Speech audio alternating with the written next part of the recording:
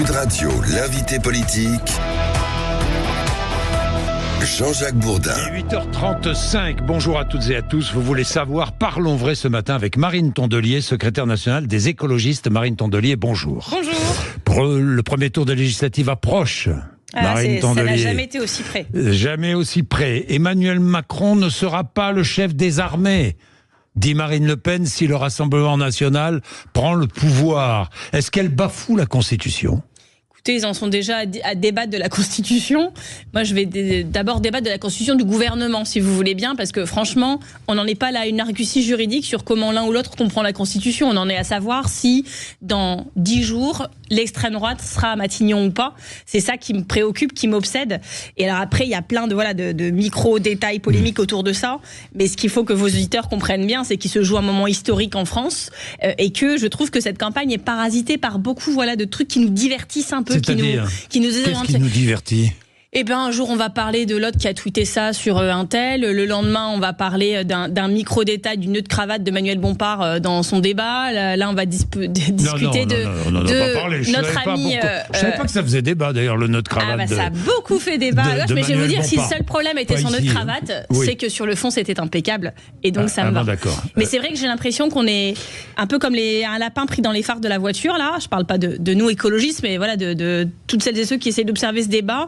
On se prend plein d'informations à longueur de journée et on perd de vue le fait que le vrai enjeu, c'est dans des jours extrême droite ou pas à Matignon. Je vais revenir là-dessus, puis je vais revenir sur l'écologie, parce qu'on parle très peu d'écologie.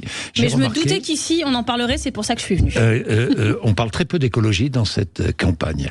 Le RN souhaite interdire l'accès à certains emplois à des binationaux. Est-ce xénophobe et raciste ? Et il y a 3,3 millions de binationaux dans ce pays. Donc il faut se représenter, de toute façon, même s'il n'y en avait qu'un, ce serait violent. Mais il faut se représenter qu'en plus d'être violent et d'être raciste et xénophobe, ça concerne 3,3 millions de citoyens français qui sont meurtris, qui se sentent stigmatisés, qui se sentent mis de côté de la République. Et c'est ça, en fait, le Rassemblement national. C'est mettre de côté des gens. 3,3 millions de binationaux, mettre de côté 50% des femmes de ce pays, parce que partout où l'extrême droite passe, les droits des femmes trépassent. Il y en a quand même 30 dans leur groupe actuel de députés qui n'ont pas été fichus de voter, de mettre l'IVG dans la Constitution. C'est aussi un signal extrêmement menaçant pour toutes les personnes racisées de ce pays. Et moi, tout au long de cette campagne, j'ai rencontré des personnes, des personnes qui, pour leurs enfants, pour leurs petits-enfants, pour leurs neveux, pour leurs nièces, pour leurs parents, étaient extrêmement inquiets en me disant on vit de plus en plus de racisme. Et il y a eu une vraie recrudescence de la violence aussi dans cette campagne. Et c'est... Des fois on dit c'est la politique, mais en fait là c'est plus de la politique, c'est du réel, c'est du concret, c'est du quotidien. C'est une boulangerie d'un jeune apprenti malien qui est incendié, c'est un chauffeur de bus hier en Essonne dont un électeur RN décide de rouler, de foncer dessus parce que ce chauffeur de bus scolaire veut se garer sur l'emplacement du bus scolaire et que ce monsieur dans sa voiture sur l'emplacement du bus scolaire. Quand on lui demande de se décaler, il lui sort des horreurs racistes, des menaces de mort, et il y a une sorte de libération non plus de la parole maintenant, mais des actes racistes, des menaces de mort, des insultes, des agressions. Que pensez-vous d'ailleurs des propos de Roger Chudeau, qui sera avec nous tout à l'heure ? Dis donc, vous avez des bonnes fréquentations. Au téléphone. Chacun a le droit à la parole. Oui, je pense qu'il y a des gens dont les propos relèvent de la loi. Roger Chudeau, qui est candidat RN dans le Loir-et-Cher, est possible ministre de l'Éducation nationale. On est très rassurés. Qui s'en est pris à Najat Vallaud-Belkacem, franco-marocaine, qui voulait, dit-il, engager l'apprentissage de l'arabe à l'école et qui sous-entendait finalement qu'elle défendait plus les intérêts marocains que les intérêts français. Et si j'ai bien compris, qui se servait du fait qu'elle était binationale en montrant, c'est bien la démonstration qu'il ne faut pas mettre de binationaux. Écoutez, c'est raciste, c'est xénophobe, c'est grossier, c'est mensonger, parce que si ceux qui lui reprochent, elle ne l'a pas fait, c'est sexiste aussi évidemment, et ça montre ce que sont ces gens. Et quand vous me dites qu'en plus ce monsieur est pressenti pour être ministre de l'Éducation nationale, on peut être qu'inquiet. Le spécialiste de l'Éducation nationale au Rassemblement national. Vraiment, on est rassurés, parce que ça veut dire que nos enfants seront élevés, seront éduqués dans ce climat horrible, parce qu'il peut avoir des craintes sur ce que Najat Vallaud-Belkacem aurait voulu instiller dans l'éducation nationale, ce qui en plus est mensonger, mais alors lui, par contre, on voit bien quel est le programme. Et je pense que c'est pas ça qu'on veut pour nos enfants. Si le RN est majoritaire à l'Assemblée nationale, vous entrerez en résistance ? J'ai entendu ça dans la bouche de plusieurs invités que j'ai eus ces derniers temps.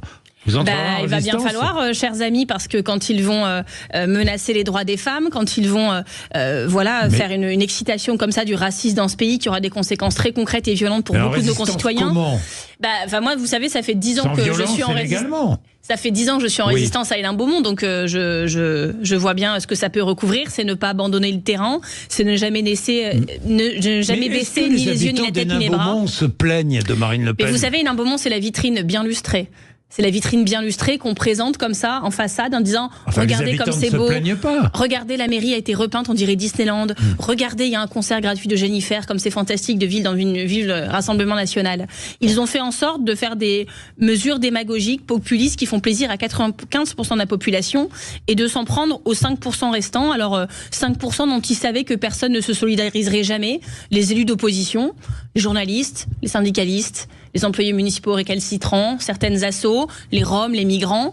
Et je peux vous dire, pour faire partie de ces 5%, à quel point c'est violent, à quel point c'est méprisant, c'est stigmatisant, c'est humiliant au quotidien, c'est une forme de harcèlement jour après jour pendant des années.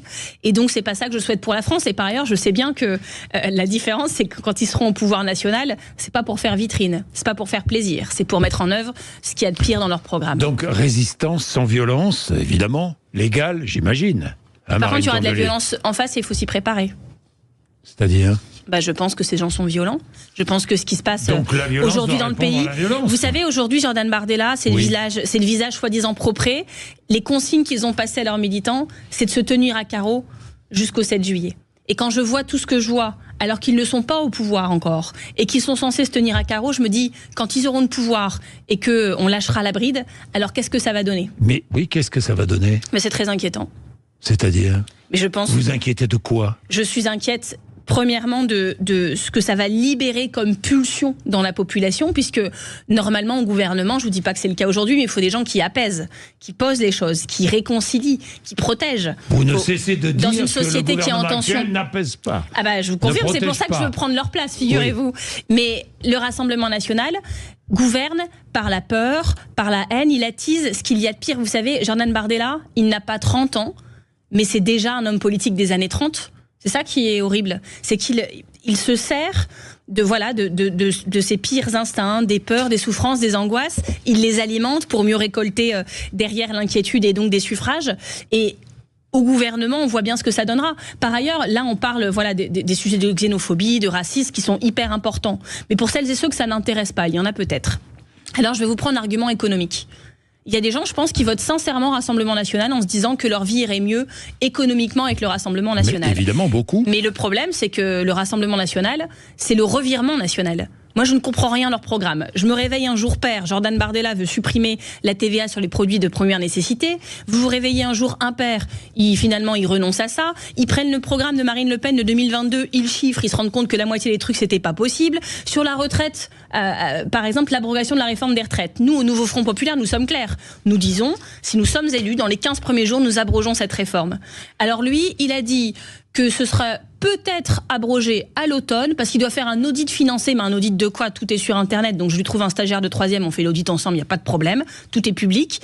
Et donc en fait, cette histoire d'audit, c'est quoi ? C'est préparer un renoncement futur, c'est se laisser des sorties de secours, en gros, pour dire, finalement, malheureusement, vous comprenez, on ne peut pas. Leur programme économique est le même, si ce n'est pire que celui d'Emmanuel Macron.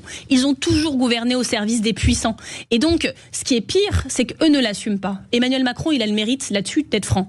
Il dit, on sait depuis le début qu'il fait Robin des Bois à l'envers, qu'il enlève des taxes aux plus riches et qu'il demande des efforts aux plus pauvres. Au moins, c'est clair. Bardella, ce qui est terrible, c'est qu'il ment, c'est qu'il trompe, c'est qu'il manipule, c'est qu'il est hypocrite et lâche. Il dit aux électeurs qu'avec lui, les gens vivront mieux, mais ce qu'il prépare, c'est un gouvernement au service des puissants. La France des années 30 n'existait que par les haines des Français les uns contre les autres. Vous savez qui disait cela ? Raymond Aron. Vous le pensez ? Nous vivons la même époque ? Je pense que oui, et je pense qu'on a une classe politique qui est responsable aussi de ça, parce que c'est une politique de bouc émissaire, c'est-à-dire que ils n'ont plus les solutions, ceux qui nous gouvernent aujourd'hui n'ont plus les solutions sur la crise agricole, sur la crise climatique, sur la crise sociale, sur la crise démocratique, et au lieu de l'admettre, de dire écoutez c'est extrêmement compliqué, il faut qu'on regarde ensemble, d'admettre parfois aussi notre faiblesse, nos doutes. Tout le monde pourrait comprendre que dans un monde aussi dur que celui qu'on vit actuellement, on n'est pas la réponse à tout le temps. Non, eux ce qu'ils font c'est quelque chose qui existe depuis la nuit des temps, c'est chercher des boucs émissaires. C'est dire c'est de la faute de eux, c'est les migrants, c'est les écolos, c'est ça qui se passe. Et donc évidemment que ça crée des tensions parce que vous mettez des cibles dans le dos des gens. Vous mettez des cibles dans le dos des gens quand vous faites ça. Et c'est ce qu'ils font. Marine Tondelier, si le nouveau Front populaire gagne, le Premier ministre ne sera ni insoumis, ni écologiste, ni socialiste, ni communiste. Ça, c'est votre théorie. Non, c'est pas moi. Ce sera peut-être vous. Non. C'est pas ma théorie. C'est ce qu'a dit Olivier Faure hier soir, Marine Tondelier. Oui, parce qu'il sera Premier ministre du nouveau Front populaire. Qui ? Olivier Faure ? Non, le Premier ministre ne sera pas un Premier ministre en tant que communiste, en tant que socialiste, en tant qu'insoumis ou en tant qu'écologiste, il sera un Premier ministre du nouveau Front populaire. Oui, et c'est la force de ce que nous constituons. Ça, c'est une... Oui, c'est-à-dire qu'il ne sera membre... Vous savez, il ne sera membre... Non, c'est pas ça. Vous savez, aujourd'hui... Pourtant, c'est ce qu'a dit Olivier Faure, c'est ce que j'ai compris. Olivier Faure dit ce qu'il souhaite. Je suis idiot, j'ai regardé le débat hier soir. Olivier Faure dit ce qu'il souhaite. Bon, la réalité, c'est que nous sommes une équipe très très large. Oui. Et la force du nouveau Front populaire, c'est que notre ligne a été définie, qu'elle est connue, qu'elle est publique, qu'elle est partagée au consensus, validée très largement.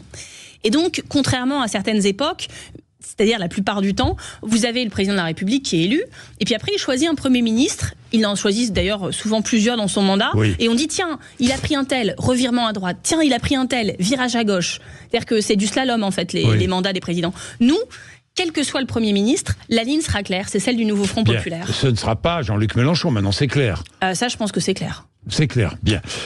Vous avez écrit à Édouard Philippe, François Bayrou, Hervé Marseille et d'autres, et la réponse de François Bayrou, vous avez écrit pour leur demander un désistement. Je leur ai écrit pour leur demander de tout faire pour battre le Rassemblement national. Alors, ça peut paraître vieille France. Si leur candidat arrive en 3e position... il doit se retirer. Ça veut dire beaucoup de choses, mais ça commence par ça. Ça commence par ça. Alors on peut trouver que c'est un peu vieille France, tout ça. C'est des anciens principes. Est-ce que ça peut être une future alliance ? Vous savez, ça peut pas être une alliance dans les urnes, ça je pense qu'on est lucide là-dessus. Est-ce que vous pourriez vous retrouver dans un gouvernement avec François Bayrou, par exemple ? Vu ce qu'il vient de dire sur nous, je pense que c'est à lui que ça pose problème. Vous avez apposé votre signature à un accord qui amène LFI à la responsabilité du pouvoir. Le groupe le plus important désigne le candidat à Matignon, dit François Bayrou. C'est la version de Jean-Luc Mélenchon. Ils se sont peut-être parlé, je sais pas. Oui. Et vous savez, ils sont de la même époque politique. Quand je vous parlais tout à l'heure de bouc émissaire, de faire monter les peurs, c'est exactement ce que fait là, par exemple, M. Bayrou. Alors que les choses sont simples. Mais vous pourriez travailler avec François Bayrou. Oui, mais attendez, le nouveau Front populaire, c'est pas l'extrême gauche, c'est la gauche. C'est comme ça que nous classifie le ministère de l'Intérieur. Poutou, c'est NPA quand même, c'est l'extrême gauche. Vous parlez d'un candidat sur 517. Les 4 partis qui ont fait l'alliance sont classifiés à gauche. La LFI, la France Insoumise et le Parti communiste sont classifiés par le ministre de l'Intérieur, par M. Darmanin, qui n'est pas notre copain, comme des partis de gauche et non pas d'extrême gauche. Le dictionnaire de l'extrême gauche nous explique bien qu'un parti d'extrême gauche est un parti qui veut arriver au pouvoir par la révolution et non par les élections. Qu'est-ce que nous sommes en train de faire ? Des élections. Et l'extrême droite, par contre, est bien classifiée à l'extrême droite. Marine Le Pen, quand elle va être candidate, ou n'importe qui de son parti, le ministère de l'Intérieur dit candidature d'extrême droite. D'ailleurs, ils ont attaqué cette décision en justice et le Conseil d'État a confirmé que oui, le Rassemblement national était un parti d'extrême droite. Parce que la différence, c'est que nous, dans notre programme, on n'a pas de choses qui sont contraires à la Constitution. On n'a pas de choses qui sont illégales. C'est une grosse différence. Oui, Marine Tondelier, ils sont un parti extrémiste, nous ne le sommes pas. Et si François Bayrou ne fait pas cette différence, si François Bayrou ne fait pas la différence entre les partis de gauche, avec lesquels il n'est peut-être pas d'accord, et des partis d'extrême droite, alors c'est très inquiétant pour lui, parce que je pense que beaucoup de ses électeurs des précédentes élections sont des démocrates, sont des humanistes, sont des républicains, et que quand on est démocrate, humaniste et républicain, on fait bien la différence entre l'extrême droite et le reste. Est-ce qu'ils ont répondu à votre lettre ? Pas encore, mais attendez. À part Bayrou, oui. Non, mais on les a relancés hier soir. Je le ferai toute la journée s'il le faut. C'est-à-dire, vous avez relancé. Mais vous savez, il y a des gens qui disaient on en parlera entre les deux tours. J'ai fait sur Twitter un petit hashtag soyez à la hauteur, en les interpellant personnellement, en disant on n'a pas reçu la réponse à votre courrier. Désistement entre les deux tours. Je veux des paroles claires, parce que celles et ceux qui disent bah oui, mais on verra au 2e tour, en fait mentent. Vous savez, les décisions, elles vont être annoncées dimanche entre 20h et 22h. Donc évidemment qu'il faut mettre une forme de pression avant. Et moi, c'est pour ça que j'ai souhaité. Moi, j'ai pas besoin d'attendre dimanche soir pour savoir ce que je vais faire. Je vais vous dire, ça fait 15 ans que je milite dans un territoire maintenant tenu par l'extrême droite. Je sais où j'habite sur le sujet. C'est même ça qui m'a fait m'engager en politique. Mais je ne comprends pas qu'à ce niveau de politique, des anciens premiers ministres, etc., n'aient pas ce réflexe, ne le fassent pas sincèrement. Et je vais vous dire, s'ils ont été premiers ministres, s'ils ont été ministres de la Défense pour Monsieur Le Drian, ministre des Affaires étrangères, etc., c'est parce que les électeurs de gauche et écologistes, eux, n'ont jamais tremblé. Ça ne nous faisait pas plaisir, ça ne nous faisait pas sourire, mais on le faisait et on savait pourquoi. On attend aujourd'hui la même chose d'eux. Bien. Je voudrais vous lire une partie de l'éditorial de Charlie Hebdo. Vous l'avez lu ? On me l'a transmis et je ne l'ai pas lu parce que j'ai pas beaucoup dormi depuis 3 semaines, donc je ne lis pas tout ce qu'on m'envoie. Charlie Hebdo a toujours emmerdé le Front National et continuera de le faire. Mais Charlie Hebdo emmerde aussi une gauche autoritariste qui voudrait nous tordre la main pour nous forcer à glisser dans l'urne le bulletin de vote en sa faveur. Écoutez, c'est Charlie. C'est Charlie. Voilà. Bon. C'est leur liberté d'expression. Il y a aussi une extrême gauche au nouveau Front Populaire. C'est leur liberté d'expression. Bien. Une extrême gauche au nouveau Front Populaire. C'est leur liberté d'expression. Et j'ai la mienne. Et islamiste peut-être même. Voilà, vous allez loin. Je suis pas d'accord pour dire ça. Proche des islamistes. Bon, qu'est-ce que vous voulez dire ? Non. Mais moi, là, pour le coup, vous pouvez pas dire ça et puis passer à autre chose. Il faut m'expliquer ce que vous voulez dire. Proche des islamistes. C'est-à-dire certains candidats, non ? Il n'y a pas certains candidats qui, quel candidat dans leur déclaration, il y en a un qui affronte Raquel Garrido, par exemple. Sur lequel j'ai mon logo.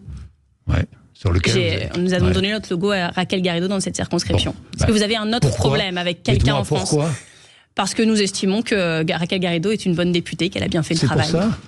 Ou il y a d'autres raisons, Marine Tondelier ? Nous l'avons fait avant d'avoir des informations sur ce candidat, par ailleurs. Sur ce candidat. Mais est-ce que vous avez d'autres problèmes ? Parce que vous ne pouvez pas donner une généralité sur tout le nouveau Front Populaire en partant d'un seul exemple. J'ai jamais dit tout, j'ai dit certains.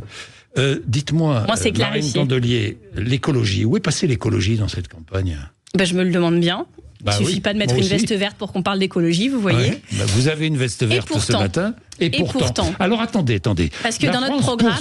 La France poursuit la baisse de ses émissions de gaz à effet de serre au premier trimestre 2024. Recul de 5,3%. Vous savez pourquoi ? Mais vous vous réjouissez ou pas ? Non, mais vous savez pourquoi ? Oui, je sais pourquoi. Parce qu'il a fait particulièrement douce. Grâce à l'hydroélectricité et au nucléaire. Parce qu'il a fait particulièrement doux cet hiver et donc on s'est moins chauffé. C'est pas ce que dit Et parce que l'énergie était tellement chère que toutes les industries ont dû faire des efforts. 2/3 de la baisse grâce à la politique publique climatique. On est vraiment très rassurés. Mais vous savez, ce qu'il faut regarder... C'est pas très rassuré, c'est... Oui, mais regardez, en fait, il faut regarder ce qui n'a pas été fait, par exemple, dans le milieu... grâce à l'hydroélectricité et grâce au nucléaire, Marine Tondelier. Dans le milieu de l'aviation, par exemple, les vols domestiques, plus 21%. Je sais. C'est pas possible en 2024. Quand M. Béchu prend la politique, vous savez, de MaPrimeRénov', d'isolation des logements, qu'il supprime par un trait de plume 1 milliard de dépenses, c'est-à-dire 150 000 logements rénovés en moins, l'équivalent de toute la ville de Lille ou de toute la ville de Rennes. C'est pas possible en 2024. Moins 16% dans l'énergie, moins 5% dans les transports. Mais oui, mais je vous expliquer pourquoi. L'industrie, la construction, l'agroalimentaire. Je vous ai expliqué pourquoi vous ne voulez pas l'entendre. Il y a eu un hiver particulièrement doux et donc c'est pas une baisse structurelle, c'est une baisse 2/3 de la baisse grâce aux politiques publiques. Et ils ont aussi demandé aux entreprises de faire des efforts. Pourquoi ? Parce que l'énergie était de toute façon tellement chère qu'ils n'arrivaient pas à payer leurs factures. Ce sont des baisses conjoncturelle. Nous avons besoin de baisses structurelles. En 2023, vous me posiez la question, de 5,8. C'était la même chose. Mais vous me posiez la question de notre programme. Alors je vais vous dire quelque chose. En tant que chef de parti écologiste, j'étais hyper émue dans un programme qui est un programme qui est là pour gouverner, qui est un programme de coalition pour gouverner, parce que c'est le programme de coalition pour gouverner le plus écologiste que ce pays n'ait jamais connu, tous bords confondus, et que quand j'ai vu des socialistes, des communistes, des insoumis, des écologistes se mettre d'accord pour un moratoire sur les grands projets autoroutiers, pour arrêter les méga-bassines, pour sortir des fermes-usines qui créent de la maltraitance animale, de la maltraitance paysanne aussi, parce qu'évidemment, quand vous êtes un petit éleveur, que vous faites bien votre travail et qu'à côté vous avez une ferme-usine, 60% des animaux en France sont produits par 3% des éleveurs. Donc vous imaginez ce que ça peut donner, vous crevez. Et puis c'est aussi de la maltraitance pour notre santé, parce qu'évidemment ces produits ne sont pas de bonne qualité. On va faire tout ça. On va faire une loi de programmation énergie-climat, celle que vous me demandiez à l'instant. On va faire du renouvelable, beaucoup de renouvelable, 10 milliards par an, parce que la France est le bonnet d'âne d'Europe du renouvelable. On va aider les agriculteurs, on va mettre leurs produits dans les cantines. Panneaux solaires et évidemment éoliennes. Évidemment. Évidemment, parce que je vois pas pourquoi l'Allemagne serait capable de faire 80% Donc, de renouvelables. il faut multiplier les éoliennes, en le nombre 2030, d'éoliennes. et nous on sera à 30. Il faut multiplier le nombre d'éoliennes. Et il faut le faire bien, c'est-à-dire qu'il faut le faire en concertation avec les habitants, il faut le faire en concertation aussi avec les associations de protection de la biodiversité, parce qu'on ne met pas des éoliennes n'importe où et n'importe comment et n'importe quand. Il faut plutôt des projets participatifs, financés par les citoyens, que de grands projets qui sont en dépit du bon sens. 110 km/h sur les autoroutes, bien sûr. Évidemment. Il y aura moins d'accidents. Limitation du nombre de vols. En avion ? C'est pas dans notre programme. C'est pas dans votre programme. Là, vous confondez le programme des écolos et le programme du nouveau Front Populaire, ce que je ne ferai pas. Mais je sais. Vous ne le ferez pas, oui. Bah non. Vous avez essayé de l'imposer, d'ailleurs ? Alors, vous savez que ce programme a été écrit en 4 jours et 4 nuits, évidemment. Donc, bon. Et que, Est-ce qu'il est suffisamment écologiste ? Est-ce que ce programme est suffisamment écologiste ? Écoutez, des socialistes et des communistes ont signé pour arrêter les autoroutes dans ce pays. Je ne sais pas si vous vous rendez compte des compromis qu'on a obtenus. Alors, ça ne veut pas dire qu'il n'y a plus d'autoroutes, c'est-à-dire qu'on arrête d'en construire de nouvelles. Et d'ailleurs, la France est le pays d'Europe où il y a le plus d'autoroutes. Vous mettez fin à la privatisation ? Des autoroutes ? Ouais. Ce serait bien, ouais. Ouais. Vous voyez, on parlait la fois dernière, avant que le studio ne s'éteigne et qu'on soit plongé dans l'obscurité, de l'A69, ce projet d'autoroute dans le sud, qui allait coûter quand même 17 € l'aller-retour. Donc quand les gens me disent j'en ai besoin pour aller travailler, ok, mais ils allaient payer 17 € par jour pour aller travailler, ça n'a aucun sens. C'est pas de l'écologie populaire. Moi, je préfère mettre cet argent, c'est folie qui allait être dépensé dans cette autoroute, pour faire réouvrir des petites lignes de train. Dernier mot sur l'Europe. Il y aura vote au Parlement européen. Van der Leyen comme présidente de l'Union européenne, ça vous va ? Alors, premièrement, c'est bien qu'on se rappelle qu'il y a l'Europe, parce qu'on est passé à 20h02 des résultats des européennes, et on a tous été aspirés dans un tunnel. Les pauvres députés européens qui font leur premier pas au Parlement, ils sont dans un no man's land médiatique. Les députés écologistes voteront pour Ursula von der Leyen ? Je pense pas, mais vous savez, Ursula von der Leyen, c'est pas notre choix. Après, elle était déjà là, donc c'est le statu quo. C'est décevant. Une élection pour rien. Voilà. Merci Marine Tondelier, merci. 8h57, vous êtes sur Sud Radio, vous n'hésitez pas. Alors tout à l'heure, nous aurons 2 débats entre 9h30 et 10h, 2 petits débats par téléphone, avec un débat autour de l'éducation. Nous aurons Roger Chudeau, le fameux Roger Chudeau, face à Adrien Clouet, LFI, et puis ensuite un autre débat, Charles Prats contre Charlotte Leduc, sur la fraude. Il est 8h57.